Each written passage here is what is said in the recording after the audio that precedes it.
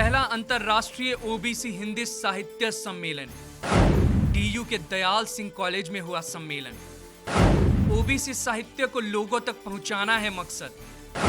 कार्यक्रम में शामिल हुई जानी मानी हस्तियां।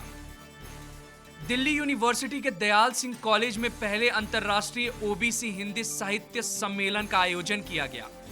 केदार मंडल ने साहित्य सम्मेलन का आयोजन किया था। कार्यक्रम में वरिष्ठ पत्रकार दिलीप मंडल, प्रोफेसर चौथीराम यादव, प्रोफेसर राजेंद्र प्रसाद सिंह जैसे दिग्गज हस्तियां शामिल हुई। कार्यक्रम का मकसद ओबीसी इतिहास और साहित्य को समाज तक पहुंचाने का है। जिस तरह से साहित्य पढ़ाया जा रहा है आज की तारीख में, उसमें ओबीसी साहित्यकार बहुत सारे हुए। आचार्य रामचंद्र शुक्ल ने अपने इतिहास में इसकी चर्चा नहीं की। कबीर को उन्होंने फुटकल खाते में डाला। कबीर जैसे क्रांतिकारी कवि को उन्होंने फुटकल खाते में डाला। तो इसलिए प्रेमचंद तक जो है वह साहित्य में ओबीसी को ठीक ढंग से नहीं देखते। इसकी जरूरत मुझे लग रहा है, क्योंकि हमें जो है किसी विमर्श से कोई आपत्ति नहीं है।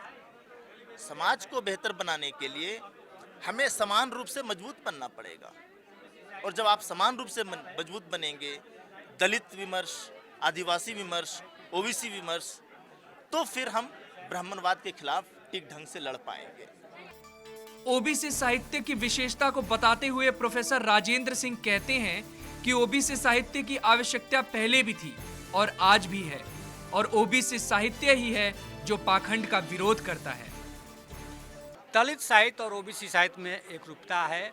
ब्राह्मणवाद का विरोध, पाखंड का विरोध, अंधविश्वास का विरोध, ये दोनों साहित्य करता है लोगों। लेकिन जो कृषि से जुड़ी हुई समस्याएं हैं, जो किसान विमर्श है, जो पशु चारकों की जो समस्याएं हैं, जो शिल्पकारों की समस्या है, यह ओबीसी का विशेष एजेंडा है।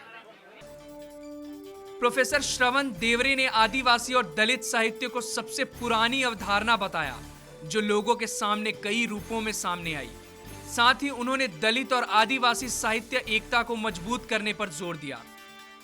महाराष्ट्र में पहले अलग अलग दलित साहित्य सम्मेलन होते थे, महाराष्ट्र में आदिवासी साहित्य सम्मेलन अलग होते थे, ओबीसी का अलग होता था।